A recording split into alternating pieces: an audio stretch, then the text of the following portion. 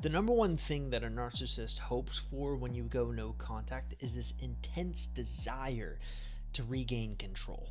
They're not letting you go easy. Check this out. This is a graphic that I slapped together that basically describes the standard narcissistic abuse cycle. I'm assuming if you're prowling YouTube for narcissist content, you've probably seen this graphic before.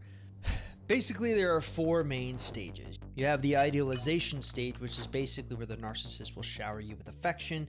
Then you go to the devaluation stage, where the narcissist basically devalues you through criticism, discard, they get rid of you. And then the hoovering stage. They suck the victim back in like a vacuum. Yep. This is probably nothing new to you. But one of the things that's always struck me as interesting about this cycle is that it's kind of predicated all on this concept of control. I mean, think about how each of these four phases really operates. With idealization, it's the narcissist that is showering you with affection. With devaluation, the narcissist is the agent devaluing you. With discarding, well, the narcissist is discarding you. With hoovering, the narcissist is sucking you back in. They're the ones who actively choose that the cycle moves forward. So here's my question. How does something like a no contact rule impact this cycle? Well, for the first time ever, you're taking control out of their hands. And this will drive a narcissist crazy because really the narcissistic abuse cycle hinges on two things.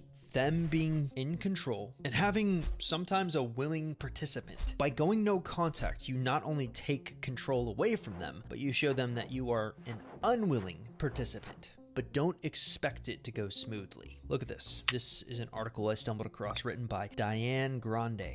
And she makes some really interesting assertions about how going into a no contact rule will impact a narcissist. For example, a narcissist is likely to experience narcissistic collapse, work to regain their narcissistic supply, feel bored, anxious, depressed, deny that the relationship has changed, feel challenged to get you back, feel an intense anger. Here's my point. All the stuff that Diane pointed out in that article are strong indicators that a narcissist is not just going to let you go no contact and get away with it. No, they're likely going to methodically go through a process and do 5 specific things to try to get you to break the no contact rule so they can get you back under their control. But it's really the last thing that they do here that ends up fooling most people and getting them caught in that narcissistic abuse cycle again. Let's start at the beginning though, with love bombing. All right, so here's a question. When you look at the narcissistic abuse cycle, at what stage do you think most people attempt a no contact rule?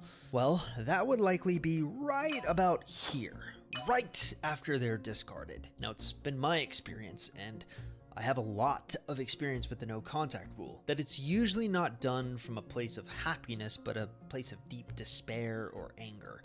Which brings up an interesting quandary. Look what's right around the corner for a narcissist. The Hoover stage, where something like love bombing would naturally take place. So in this instance where you have a person using a no contact rule on a narcissist, likely right after the discard stage, and really quite frankly attention to the actions of the victim. Well, honestly, it's going to depend on the narcissist's level of self-absorption and attention to the victim's actions at this stage. If a narcissist has already shifted their focus to a new target for their narcissistic supply, they probably are not going to immediately notice the absence of contact. However, let's say that their new source of supply isn't enough, or they can't find one. Well, that's when they're going to turn back to you, the previous source of supply. It's just you're not responding. Now, and it's now that they recognize the fact that you are ignoring them, but they're not panicking yet.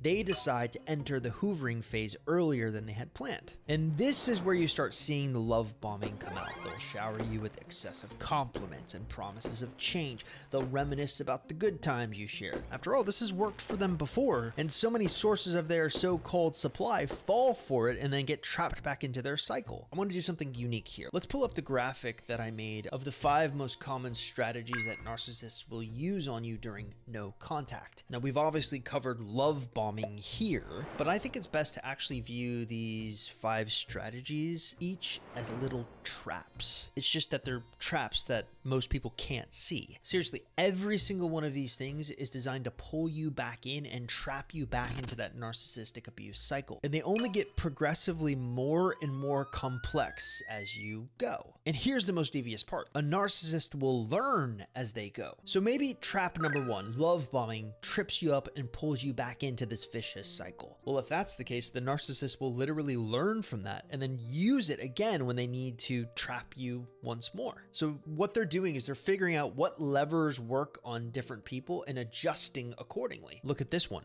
for example. With trap number 2, we have cold empathy.